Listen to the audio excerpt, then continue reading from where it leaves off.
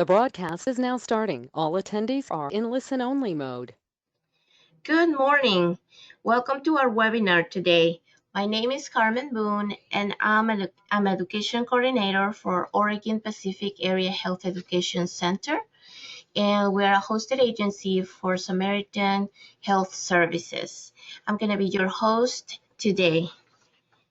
Let's go over to some troubleshooting items. During the presentation, all participant microphones will be muted. There will be time for questions at the end, and you may type them in the question box at any time. If you're having audio problems, please try raising your volume, the volume on your computer, or you may try the phone call option.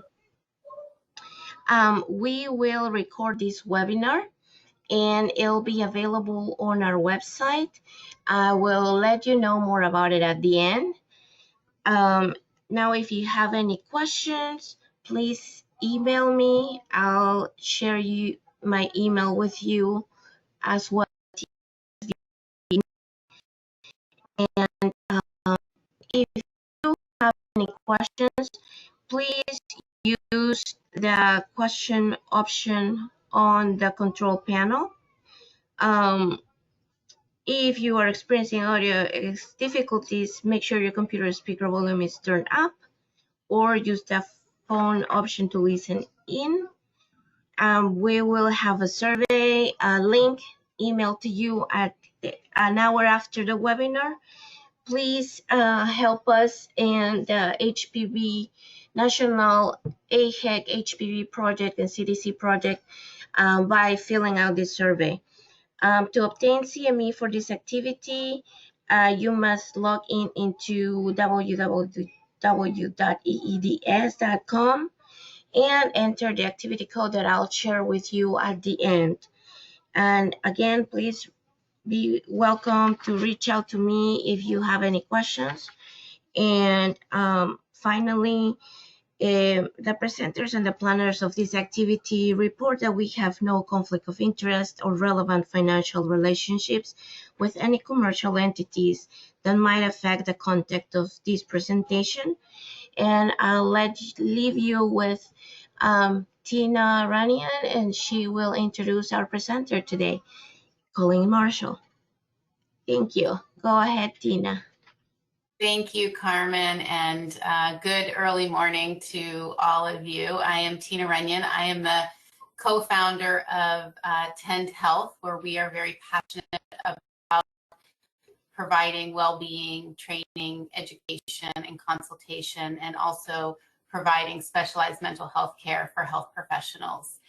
And so on behalf of Tend Health, I'm very excited to bring you Colleen Marshall for this presentation today. Colleen is a licensed marriage and family therapist who has been a senior leader in behavioral health and behavior change service delivery for well over 15 years.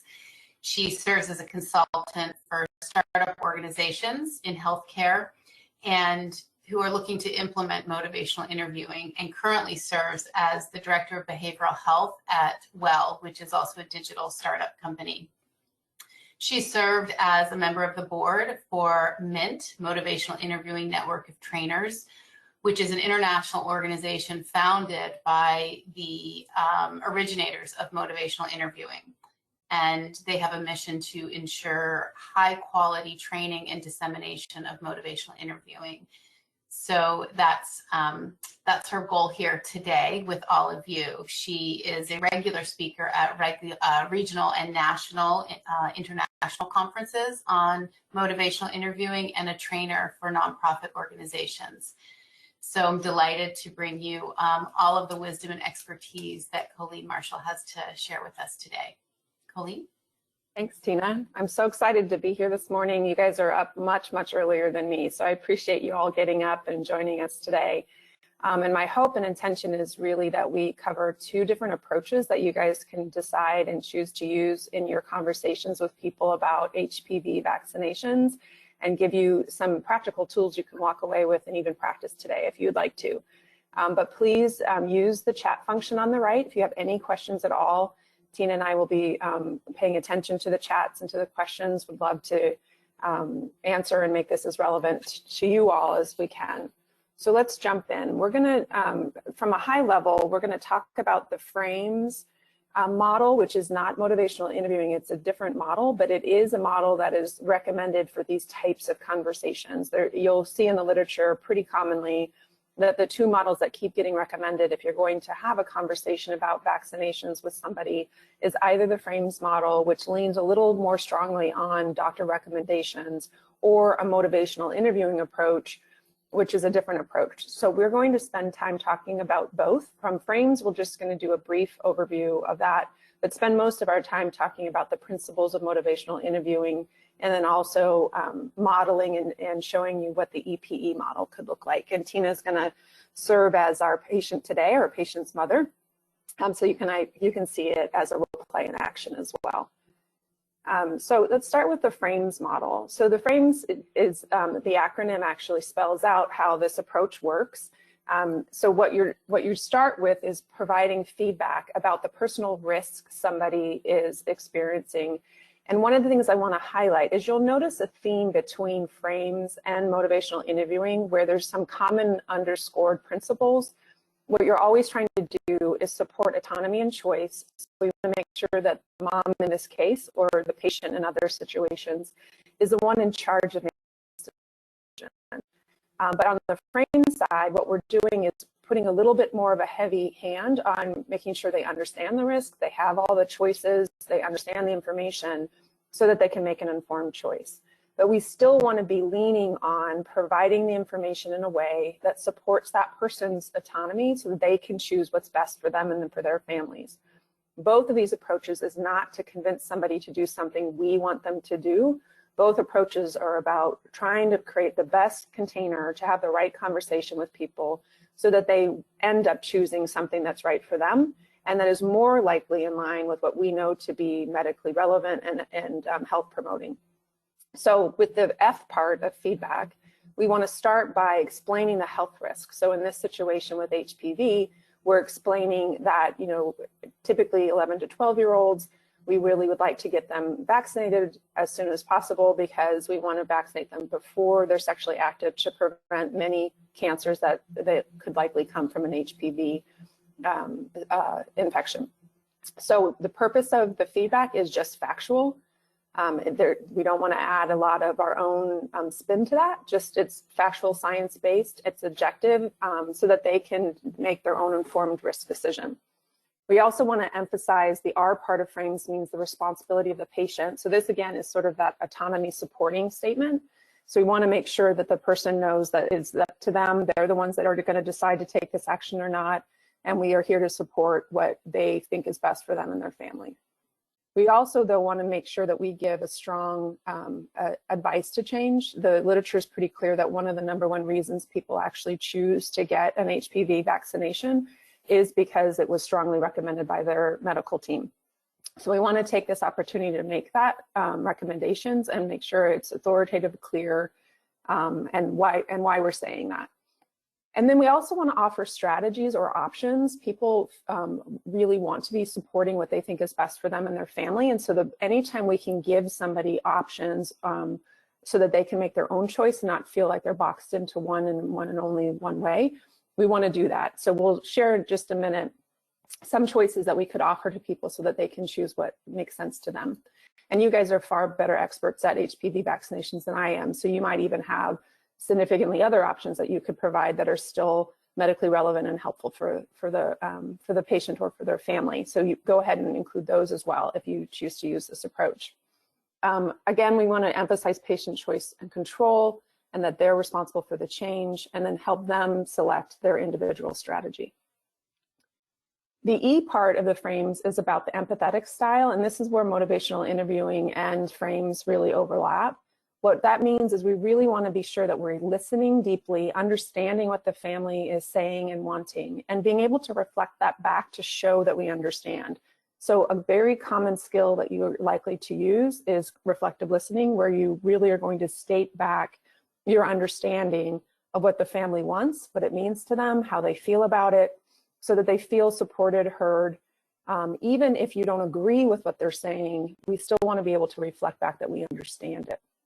And this provides an emotional container, emotional support. And when people feel accepted and not judged for how they view the world and how they view situations, they are more likely to make changes and to consider other options. When they feel like they have to defend their opinions, they're less likely to make a change or consider other options. So we really want to provide that empathetic space, whether we're doing frames or motivational interviewing. And in short, that just means that we're reflecting what we believe is true for this family. And then the P part, or the self-efficacy part, is promoting that we really want to acknowledge confidence and affirming strengths in the people and the family, so that they feel more ready to make a change. Frames, just like motivation and interviewing, can be used for behavior change. And in that situation, when you're trying to change a difficult behavior, like let's say lose weight or quit smoking, this is even more important, because people really need to believe they can do something before they're willing to try. But with HPV, we just want to sort of acknowledge that there's a strength in what the person's sharing with us, and there's a strength in what they're choosing for their family, and communicate that we believe and we have confidence that they're able to make this happen. So that's high-level frames. And here's just some examples of language that you might use. And then Tina and I are going to model this in just a quick second. But for feedback for personal risk, we might start by saying something like, would it be okay if we talk about HPV vaccinations for a few moments? What I wanted to share with you is HPV vaccinations are highly recommended by the CDC and others to prevent future cancers in both boys and girls, and we really would like to provide those vaccinations when children are 11 or 12. And then responsibly the patient, we would let the person respond, and then we would say something that's an autonomy supporting statement. Something like, you are the only one that can decide whether vaccinations are right for you and your family. I would really love to provide the most relevant information if you're okay with that. And then we move to advice to change. And this is where we would give a strong medical recommendation that it is recommended that we, I do recommend that you do get vaccinated. I think it is important for your child to prevent future cancers. And I would recommend that we do it sooner than later, because if we wait until after they're 11 or 12, not only are we at the risk of that they could possibly get HPV before we vaccinate them, but we're also that they would need more shots once they hit 15 or older. Then we would listen and see what the person has to share. And then we could offer some strategies. So if you're interested in this, there's many ways we can do this. We can start the shots today. We can schedule them in 6 months. We could certainly schedule it at your next annual physical. What do you think feels best for you and for your child? And then let them pick what they think is best. And again, we're going to really emphasize that strength and the empathy with the family. So, here's a statement like, deciding what is best for your family can be really hard. And I can see that you're really thinking about this deeply. And then again, promoting self-efficacy is just believing in the confidence that this person can do that. So your health and your family seems very important to you, and you're doing what you think is best for them. So that's high level what frames could look like. So Tina and I are going to model this just sort of quickly so you can hear sort of what a dialogue might sound like. So Tina, I'm going to turn to you, and we'll just do a quick little role play for you guys. So thanks for coming in, Tina. I so appreciate you bringing in your daughter and coming in today and talking to us about her physical health. Yeah, absolutely. I mean, we come every year for her physical. I'm just so glad she doesn't have to get shots today. I told her on the way in, this was a year that there's no shots. Yeah, I can imagine that she was excited about that. No one really loves coming in to get shots. Yeah. So if it's okay with you, I'd love to talk to you about the HPV vaccination for just a few minutes. And I hear you saying that you want to make sure there's no shots today, but I just want to talk to you a little bit about HPV vaccinations, if that's okay with you. We can talk about it. I did tell her no shots today. Yeah, so it's really important that you honor that for her today, that we make sure that whatever we decide or you decide today, that she doesn't get shots right now. Yeah, I mean, early on, she hated coming to the doctor because she always associated with shots. So it's, yeah, so it is important to me that she trusts that, that's not the only thing that happens when you come to the doctor, so that she doesn't hate coming here. Yeah, yeah, completely understand. You're trying to make sure that she feels like coming to the doctor is a safe place, that you can come to get the help you need and don't feel like she's going to avoid it for future reasons. Exactly. Yeah. Well, why I wanted to talk to you about HPV vaccinations is the CDC actually recommends girls that are 11 to 12, which your daughter is, actually get the HPV vaccination, because what we want to do is give it to them prior to being sexually active, because it does prevent future cancers, and it's highly effective if we do it sooner than later. So I just wanted to see, it's completely up to you. It's your choice to decide what's right for you and your daughter. But I wanted to talk to you a little bit about that and see what you think. So as long as I think it's good. I definitely don't want her to get cancer, but as long as she does it before she's sexually active, so we could wait until, she's not even interested in boys. So like we could wait a few years, maybe till she's like, later in high school. Yeah, you certainly could wait till she's, further on in high school. And it does seem so strange to be talking about 11-year-old being sexually active. I can see that's like, why are we even having this conversation? But my medical recommendation actually is that we do it sooner than later. And I know we don't want to do it today, but only because we want to do it before there's even a chance of there being HPV being transmitted through a sexual activity. So it's just a strong recommendation to do it while someone is 11 or 12, both boys and girls. So that is my strong recommendation. What do you think about that? So it sounds like we could talk about it next year. I think we're pretty safe for this year, but maybe we could talk about it next year. Yeah. So there's many options you could consider. We could definitely do it at her next annual. We could schedule it in 6 months. One thing I just want to point out is if we wait longer, we run the risk of her, something happening where, we didn't vaccinate her before there was some sexual encounter, and she could get it through an HPV transmission. Or if we wait until she's much further along, like 15, she'd actually have to get 3 shots instead of 2. Oh, okay. Well, I guess I'd like to talk to my husband about it. He'll get all squeamish because he doesn't want to think about, that I don't want to think about her in that way either. But I think but yeah, like maybe next year. Yeah. Well, and it sounds like you're really thinking about this because you want to do what's best for her. You want to make the right decisions. You want to honor the promises you've made for her and include your husband in the conversation. And it sounds like you're considering next year is we could, put in our notes to bring this up again when you guys come back next year. Yeah, that makes sense. That's good. Let's talk about that next year. Okay. And if you decide you want to do it sooner, you guys can just always reach out and let us know. We'd happy to, schedule some time even in between sessions and, certainly see what your husband thinks. Okay, that sounds good. Great. All right.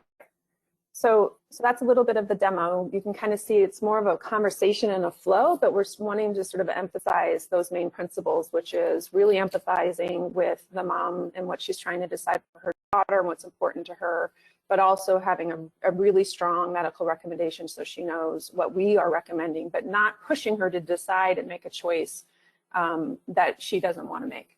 So you can see where it would probably be inappropriate for us to really be pushing the shot today, because before she walked in, she's already made a decision with her daughter that we were not going to get shots today. So that's framed. So we're going to now step over to motivational interviewing. And please, if you have questions, go ahead and write them in the box. We will definitely have time for questions at the end. And Tina certainly can answer some of them too as I'm speaking as well.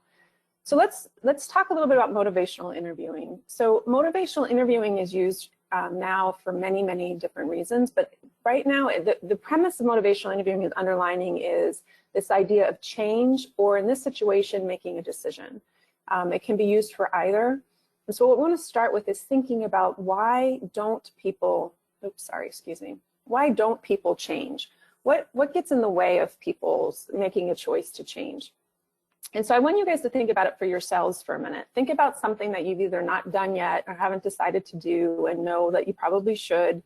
Maybe it's you haven't got your flu shot yet, or scheduled a mammogram, or got a colonoscopy, or I went to your, your annual preventative visits. Maybe it's something like that where you just haven't decided to do it yet, or it could be also a change. Like I don't floss my teeth as much as I'm supposed to. So I want you to just think about something for yourself. And I want you to ask yourself, why haven't you done that yet? Is it because you don't have the information, that you don't understand that you're supposed to do that? Or let's just use flossing teeth as an example. Is it because, I'll just use myself as an example, I don't really know why it's so important to floss my teeth?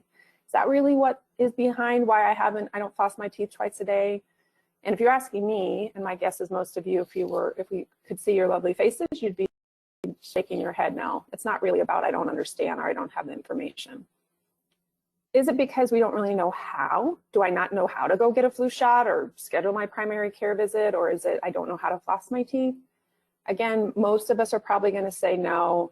Every time I go to the dentist, they show me how to floss my teeth. And nowadays they even have those little things that you don't even have to learn how to wrap it around your finger. You just have a little stick to go in between your teeth. So it's not really a skill. It's not that I don't know how. Is it just because I have a personality flaw? I don't want to be told what to do and I don't want to do what other people recommend. Or is it because I'm stubborn or something else just as sort of a core personality is problematic with me? Again, my guess is you guys are shaking your head no, and I'm shaking my head no. It's not that. So then what is it? Why don't we do things that we know are good for our health, like eating well, flossing our teeth, exercising, going to our preventative visits, getting vaccinations and flu shots? It's usually because it's something else. And what motivational interviewing tells us is that change, first of all, is hard, but that at the core of making a decision or at a core of making a behavior change is this concept called ambivalence, which means I feel two ways about something at the exact same moment. So I love this image because this is, I think, just summarizes ambivalence in just one beautiful art piece, where at the core of ambivalence is on the one side over here, there's all these reasons I don't want to. Let's take flu shot, for example. I don't want to go get my flu shot because I don't like needles. I don't like getting stuck in my arm. Last time I did, my arm, hurt for a day. I don't want to have to go into the environment right now with COVID and be around other people. So there's all these reasons why I don't want to do this. But on the other side, at the exact same moment, there's all these reasons I do. I really do want to get a flu shot. I certainly don't want to be somebody that gets the flu this year, especially with COVID. It's not so bad, when you get a needle, it's fine. I've done it before, I can do it again. It's modeling for my children that this is really important. So I really do want to, but I don't really want to because I don't really enjoy the whole process of getting a flu shot, and it's just so chaotic, and I don't really even want to leave the house to go do that. So you have these two voices in your head. You're arguing yourself already without anybody else getting involved, both why you want to and why you don't want to. And then underneath, you can see in the image, there's these three questions we're constantly asking ourselves, which is, should I do this? What are the reasons? What benefits would come from me making this change or making this decision? Can I? Even if I decided I wanted to do this, do I actually believe I can? Do I believe I have the self-confidence or the self-efficacy to really make this change? And then finally, will I? Is this the right time? Like, is there urgency here, or is there other things that seem to be more important and pressing for me right now? So I want you to be thinking about when you're talking to a client or a mother or a patient, they're not, they're in their own mind, all of this is happening, right? They already have reasons to change, reasons not to change, and they're asking themselves all these questions. And so our job is not to get in the way of the ambivalence, it's to really understand that's what's happening. This is normal. They're not resistant or in denial. This is just what happens when people are facing a decision or change.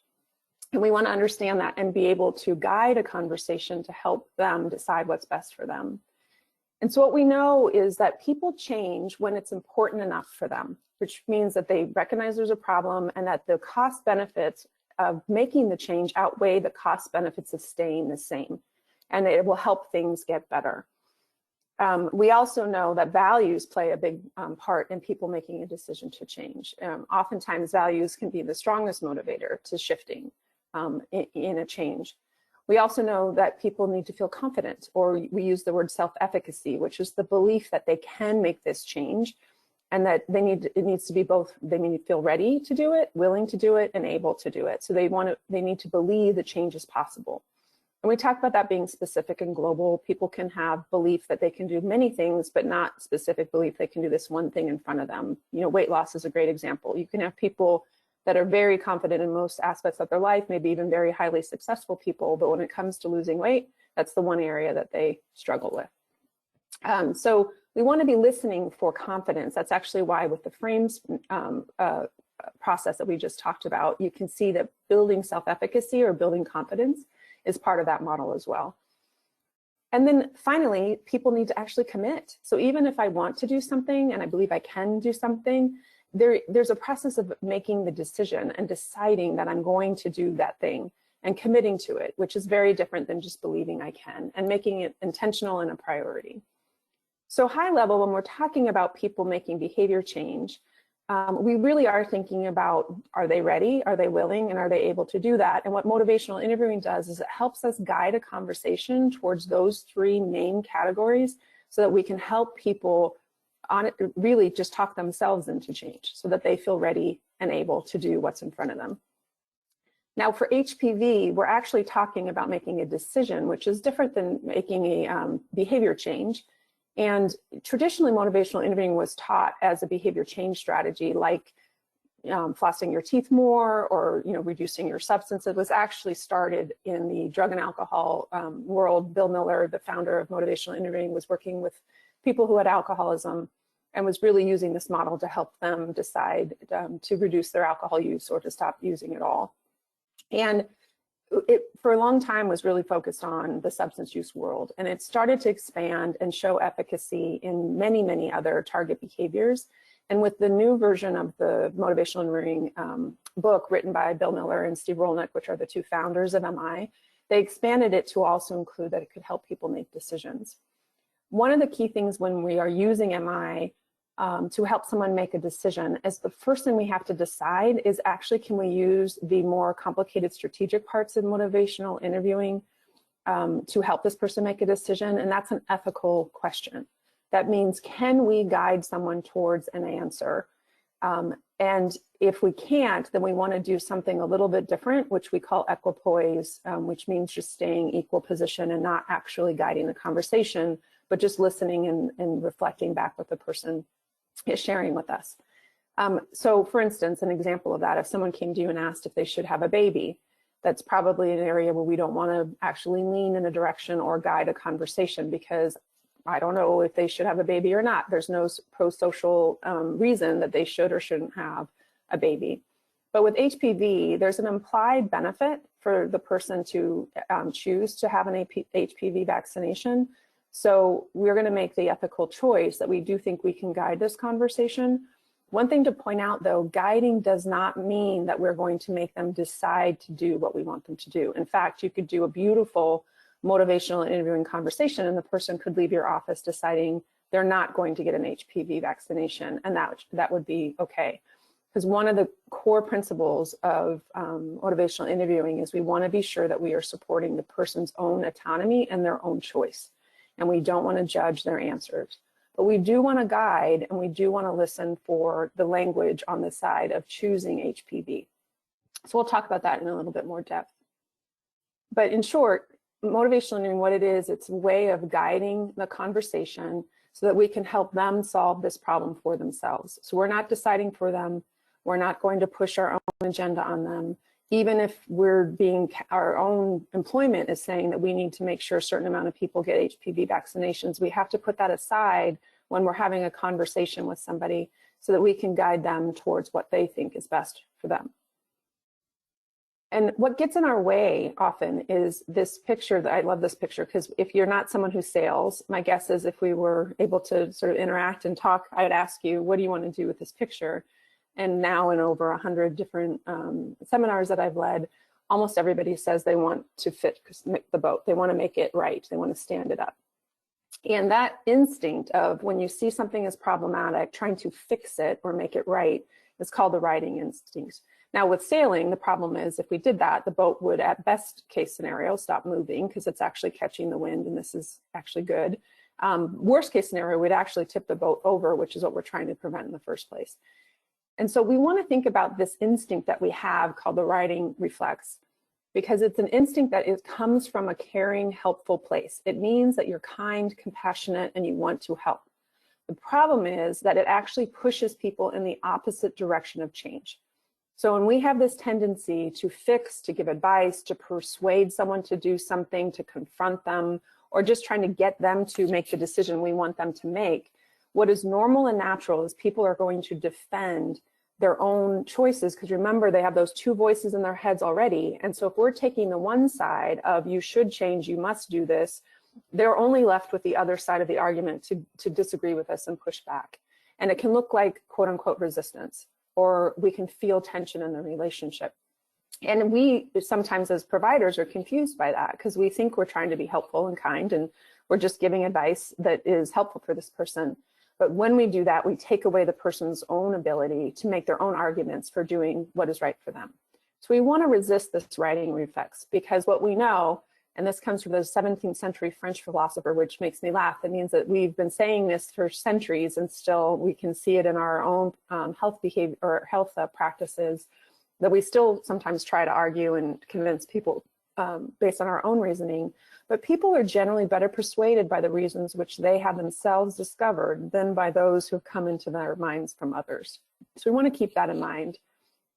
And so the core of doing this strategy that we're going to model for you guys today is based on a spirit and a belief system. It's just not a technique that you can just do to somebody or do on somebody. And the core belief is this image. This is my favorite image of describing how we think about our patients or clients from a motivational interviewing perspective. And the story goes that they asked Michelangelo, how did you create the David? And Michelangelo said, I didn't create David. David was already in the stone. I just brought him out. And if you ever have a chance to go to Florence and walk through the hallways and see this amazing statue or the other works of Michelangelo, you can actually get a sense of that there was something already amazing in this stone and he just brought it out. And that's the same kind of idea and belief that we have for people that are in front of us when we're using motivational interviewing, that they are already fine, whole, perfect on their own.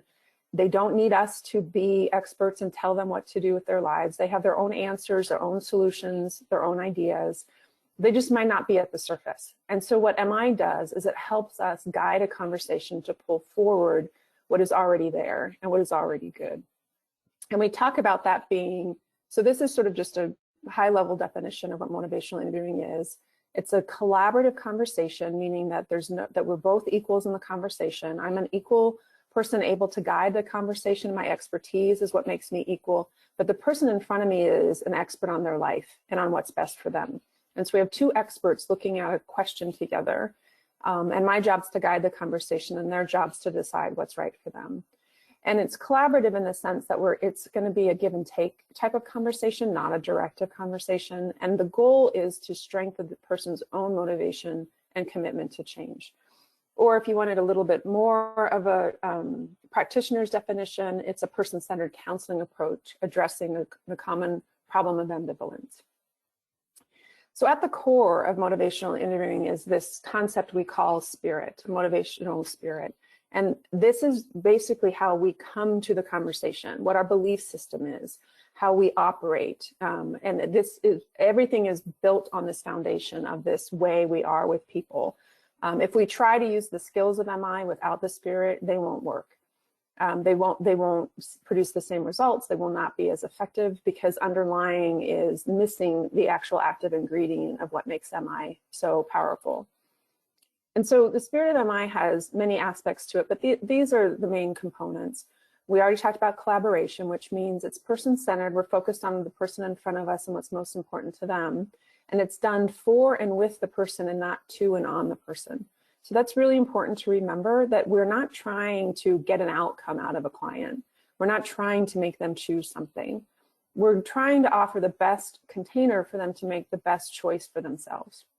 It's also built on acceptance, which means that we accept them as being whole and perfect the way they are, and we accept their way of viewing the world, even if we disagree. You may have someone who absolutely thinks vaccinations are not okay and they don't believe in them and they think that they cause all kinds of bad things for their kids. And we don't want to be in a position of arguing and defending that. We just want to understand their perspective and accept their view of the world. It doesn't mean we have to agree, but we do want to understand it. And then we also want to come from a place of compassion, which means really connecting and understanding what's happening for this person in front of us, and trying to do what's in the best interest of them and for their welfare. And then the last part, which is the strategic part of MI, is we want to be using evocation or evoking, which is another process we'll talk about in a second, and pulling from the patient themselves. We want the patient to be the one arguing for change, not us, and we want to evoke their strength and confidence so that they're able to do that. So another way of thinking about acceptance is accurate empathy, which is meaning showing an active interest in understanding another person and skillfully reflecting and listening to them is fundamental to this. So in many of the motivational interviewing courses, if you take more than just today, you'll notice that we've spent a lot of time teaching the skill of reflecting, which is really listening to what the person says and stating back in a statement what you believe they mean and how they feel about that. Because when someone feels heard and understood, they don't have to defend their point of view. They will help. You can help guide them towards thinking about something in a different way. So reflective listening is, in short, invites more dialogue. We want to make sure we're reflecting both what the content is, but also the feeling and the emotion behind it. It also sometimes reflects what's not being said, what we think is underneath that. You saw me do that with Tina, where she said, I told my daughter, no shots today. And so it became really clear to me that that's something that's a value of hers. And so she didn't say, I promised her I'm not going to do shots, but I could hear that. So I would say, so for you, it's really important that we don't do this today because you need to honor your commitments to your daughter. So that's reflecting what I believe she meant. I could have been wrong. She could have corrected me. But we're really wanting to get to the core of what really is this person experiencing and how do we reflect that we understand. So motivational interviewing is really a dance, not wrestling. We don't want to be in a position with somebody where we feel like we are arguing or fighting with them to do something. We want it to feel more like that ebb and flow of a dance instead. The other main component of motivational interviewing is this guiding process. And we have these things that MI calls the 4 processes that we use to help guide a conversation. And you'll notice that they build on each other. So the first process is called engaging, which is how we start. You saw me do that with frames a little bit already, where we just start by understanding how the person already sees the situation and trying to reflect what we believe to be true, what they're sharing with us, and understanding at the core how they feel about it and what's the ambivalence, what's the stuckness, why do they feel stuck at the moment. And then we guide to a specific target. So in this situation, it's about HPV decision. Do they want to get an HPV vaccination or not? And so then we're going to keep our conversation focused on that target. And then the third process is evoking. And this is where we're listening very specifically for specific language in the conversation called change talk. And we're going to talk about that in more detail in just a second. But what we're looking for is listening for it, evoking it, trying to explore it more and more, because what we know, it's the change talk that actually leads to someone committing to change. And when we hear someone's ready and has decided that they are going to do something, then we finally go to planning. For the types of conversations you all are having with HPV, planning is a very small part of this process because even in the example we just did with the role play, it's something like, let's go ahead and get you scheduled for a shot. So the planning process doesn't take a lot for this situation. And sometimes planning can be another full process, like if someone wanted to lose 100 pounds. So what we know, what the research is really clear is why motivational interviewing is so effective. And there's over 20,000 research articles now showing how MI actually it produces behavior change, is because motivational interviewing does not actually produce change. What it does is it elicits this specific language that we're listening for that has always been in our conversations, but we sometimes miss them because we didn't even know they were there. And that language is called change talk, but in specific, it falls into 4 categories, which is desire. Why does somebody want to do this? Why is it important to them? Why are they attracted to it? Ability. What do they believe is possible? What have they done in the past? What do they think is something they can consider? You know, I always think about this as the little engine that could. They think they can, they think it can. What are their reasons? This is sort of that if-then situation. If they did do this, what would be good about it? If they didn't do this, what would be bad about it? And then need, what's the urgency? What do they really feel like must happen? And we want to listen to that type of language in the conversation, because when we hear that, when we hear change talk, what we actually start hearing then is commitment language.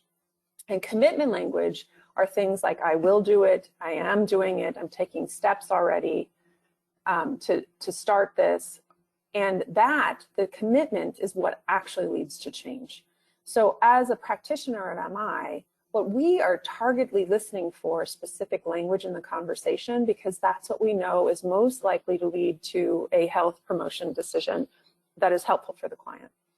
And so here's just some more details on the change language we're listening for. We want to listen to desire.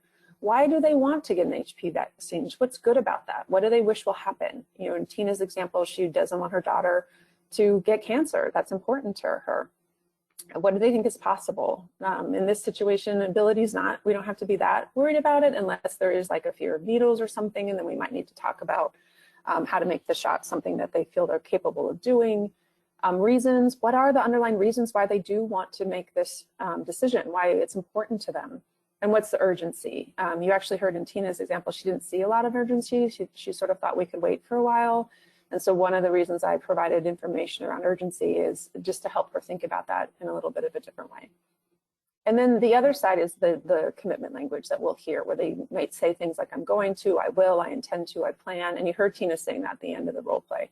I will do it next time. When we come in next time, I'll talk to my husband. So what we're listening for is there's really two types of language in a conversation about change or about a decision.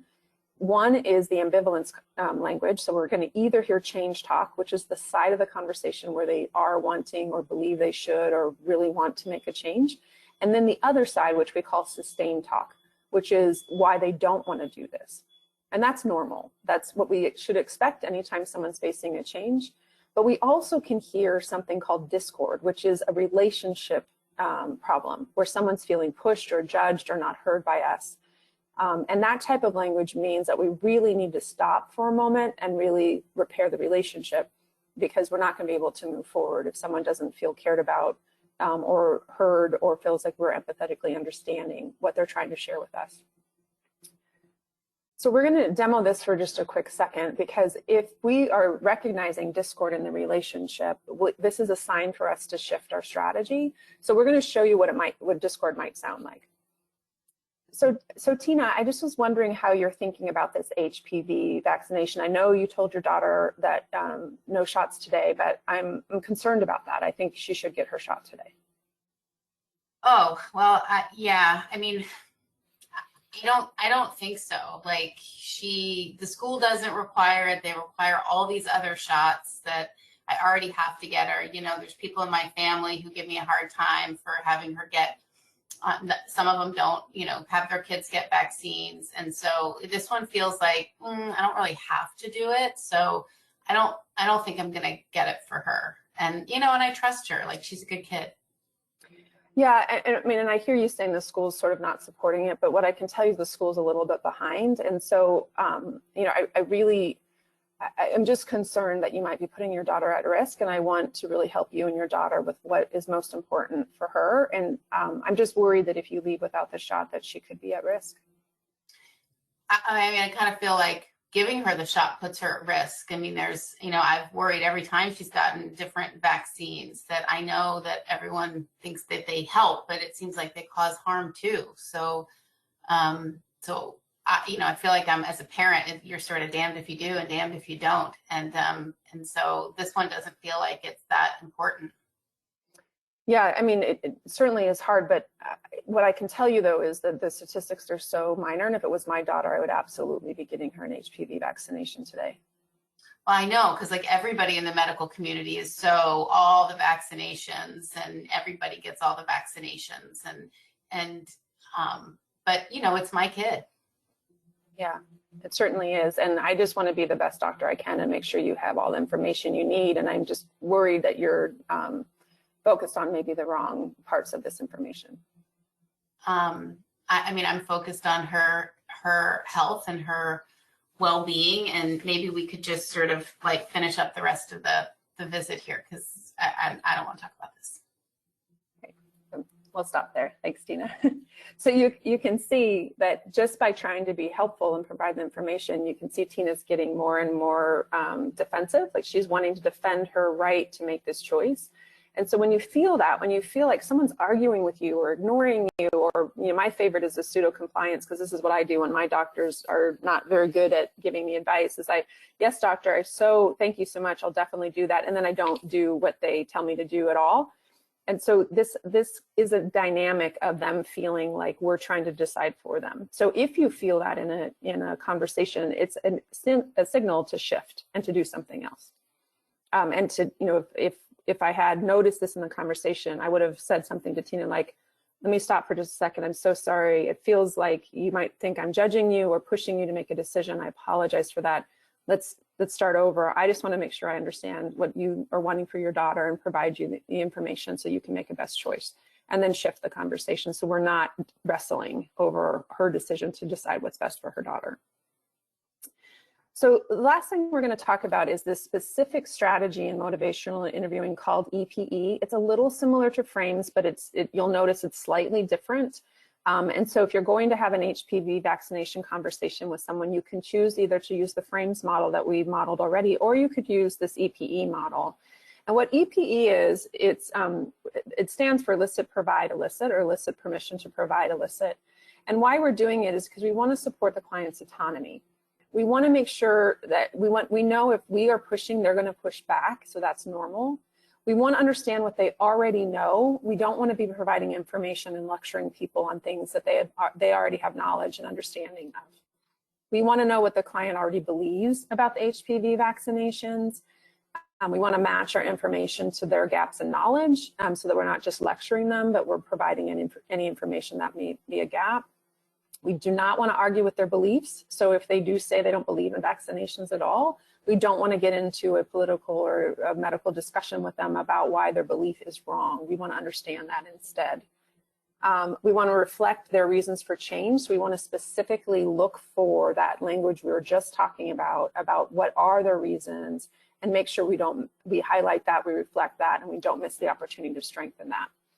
And we want to make sure that the client is the one arguing for change and not us.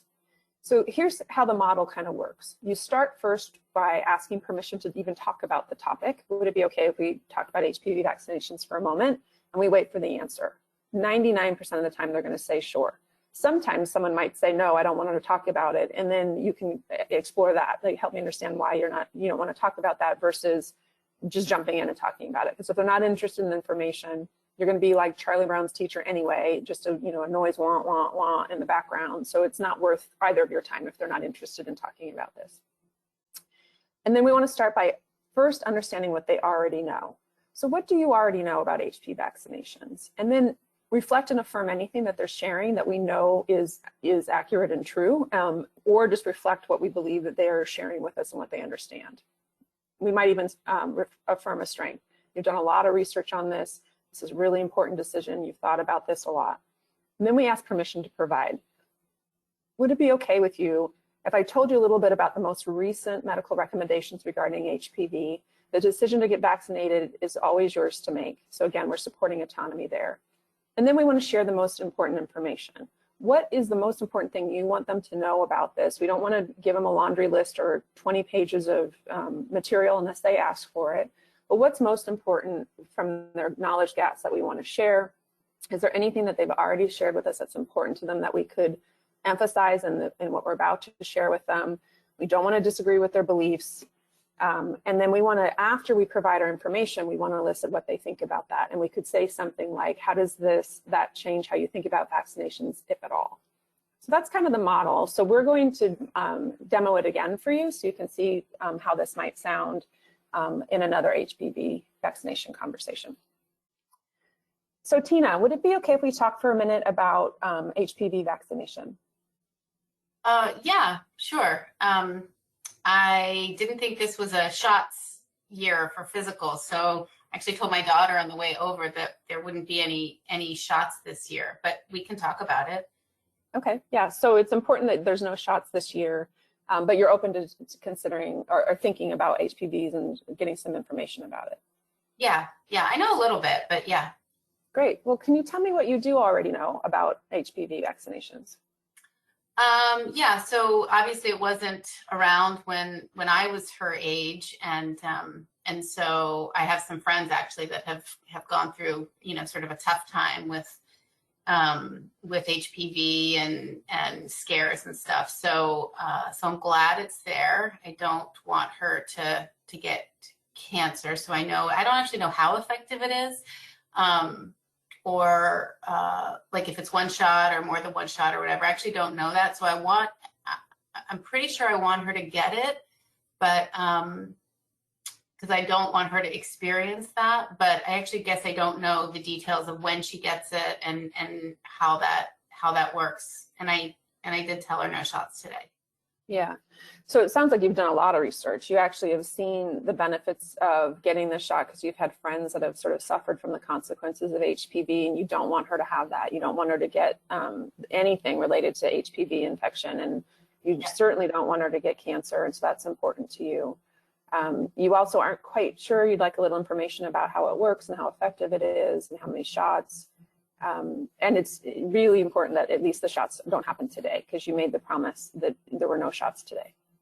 Yeah, and I guess, I mean, I also don't know, you know, if she's gonna like boys or like girls, and maybe we wait to see, like, does she even need it if she likes girls and not boys? Yeah. So even understanding, is it recommended for, you know, whether your sexual partners are boys or girls, you're not really sure about that either. Yeah. Well, would it? Go ahead. Sorry, go ahead. No, go ahead. No, just like whether you know, we should wait, like maybe, you know, wait until she's like later in high school or something, and then decide, and she can be a part of that decision. Yeah. So even deciding if you want to do it now or later, you're not sure. Yeah. So would it be okay if I just tell you a little bit about what we know, the most sort of, you know, recent medically recommended recommendations for HPV? Sure. Yeah. Okay. So, and of course, the choice is up to you. I mean, you're going to decide what's best for your daughter. I just want to make sure you have the information. What is actually recommended by the CDC is actually both boys and girls get HPV vaccinations at the age of 11 or 12, and there's 2 shots. And the reason they do that is that they want to get the shots before the children are sexually active. And so even though it seems like waiting until they're sexually active makes sense, it's actually better to do it before there's a chance that they're sexually active. So that's why we target 11 or 12. Oh, okay. Uh-huh. So what do you think about that? What, if anything, does that information do to change your view on HPV? Yeah, I guess knowing that it's both for boys and girls, and probably kind of her, you know, whatever her preferences are over time probably doesn't matter. Yeah, I definitely, you know, I don't want her to get cancer. That's important to me, to do everything I can. I mean, I get her the other vaccinations.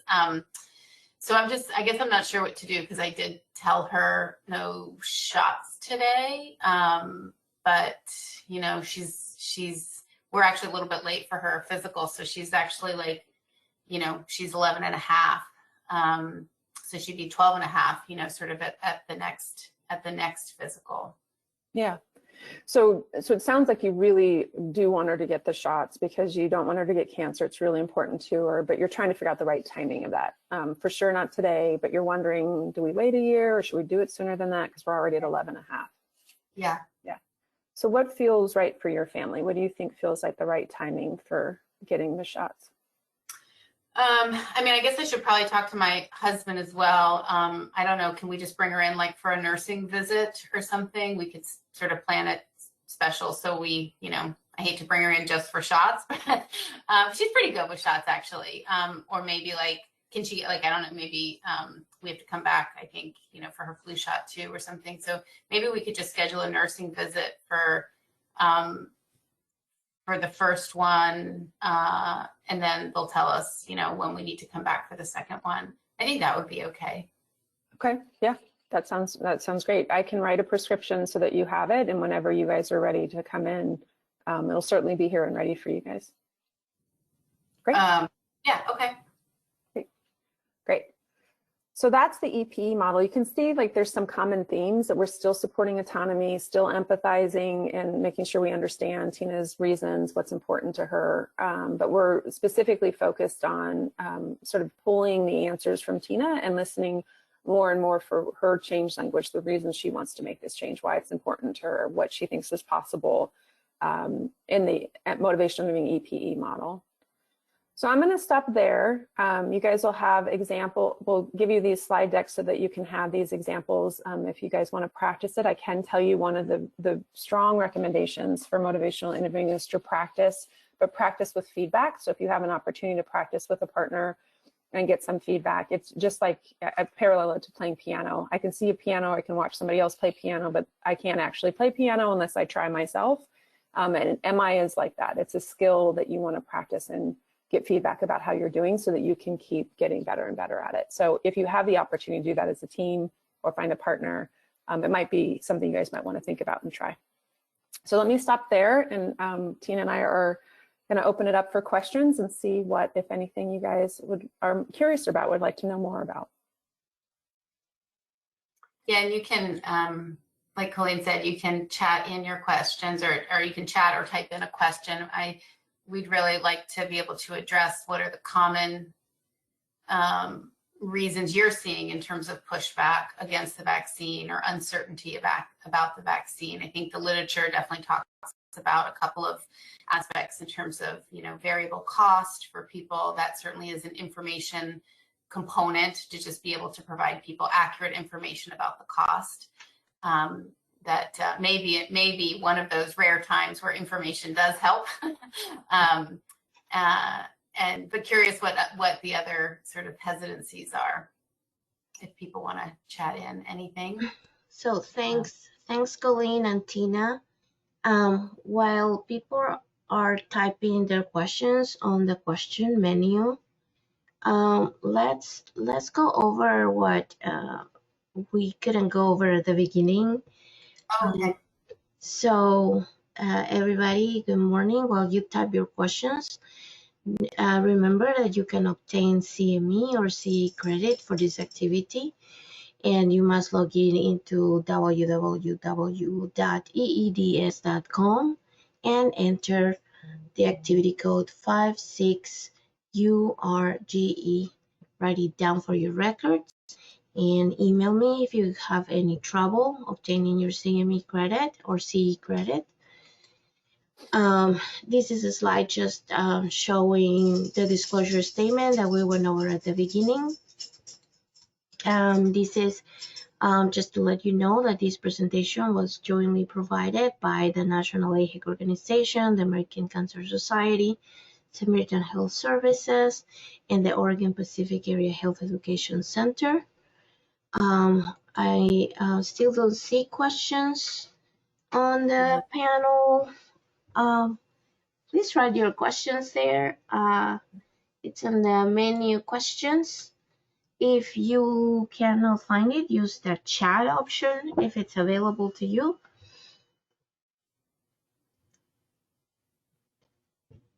And I don't know, Tina and Colleen, if you would like to add to what you presented. I don't see any questions showing up right now.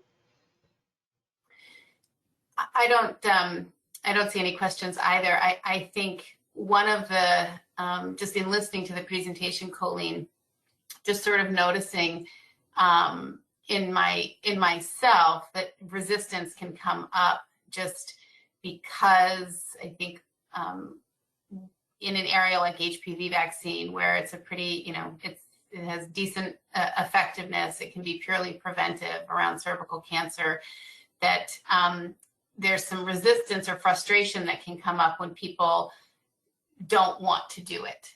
And I was just thinking about, as you were talking, just this opportunity to use some of these strategies, even just sort of internally, like on myself, in terms of I'm not gonna do that.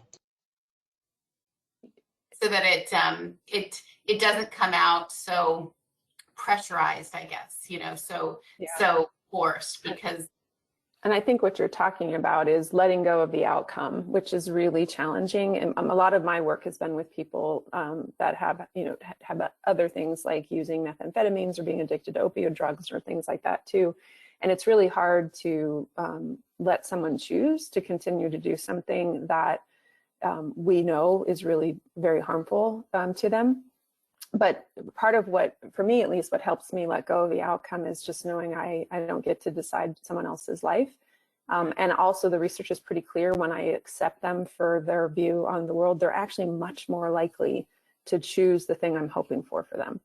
Yeah. And so you're right. I know, Tina, you're a mindfulness practitioner. And so it's an act of mindfulness in many ways, of some deep breathing and some being just present with the person and being really tuned into what's most important to them, but also guiding the conversation towards something that can help them. But if we get in the dynamic where we are trying to convince them to choose what we want them to choose, you'll actually increase the resistance. Okay. The other thing I was thinking when you were talking, Tina, sometimes we have this situation where someone walks in the door before we even speak and they're already resistant. So you see discord before you even said anything. Because they are already expecting you to, for me, like the example is when you go to the doctor and you expect them to tell you to lose weight, like before they even speak, you're already like ready to defend yourself. Mm-hmm. And that's just an example of noticing the discord. And one of the main strategies you can do is just support autonomy. Like, it's up to you, Tina, to decide what's most important for you and your child. I'm just here to be of support to you and help you decide what's best for you guys. But I don't get to decide. I'm not the one you're the only one that gets to make this decision. I'm not able to do that. Mm-hmm. Yep. Thank you, Colleen. So I don't see any questions. And so what I'm gonna do is just let's close. And if anybody has any question, please email them to me. Thanks for participating today. Thanks for Colleen and Tina. I'll repeat again the activity code. Now, to help the CDC, to help us and to help the CDC-funded NAO HPV project, please take a moment to complete the survey that you'll receive via email after the webinar. We will appreciate it.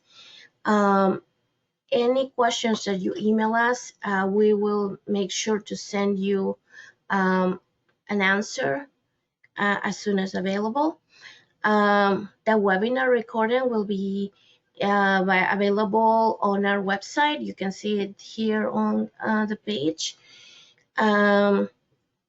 Also, feel free to reach out to me or our office if you have any questions or concerns or any trouble obtaining your CME credit. We'll be happy to be of assistance. Write down my email address. It should be also on the GoToWebinar emails reminders that you got. Finally, to obtain the CME credit, you need to use this activity code 56URGE, and you need to enter to www.eeds.com. And I'll leave it there for like a second so you can write it down. And now you have completed the webinar, and you may disconnect. Thank you so much to all participants and to our awesome speakers. It's been wonderful having you share this early morning with us, and have a great day. Great. Thanks, everybody. Bye, everybody. Bye, Tina. Bye, Colleen. Have a good morning.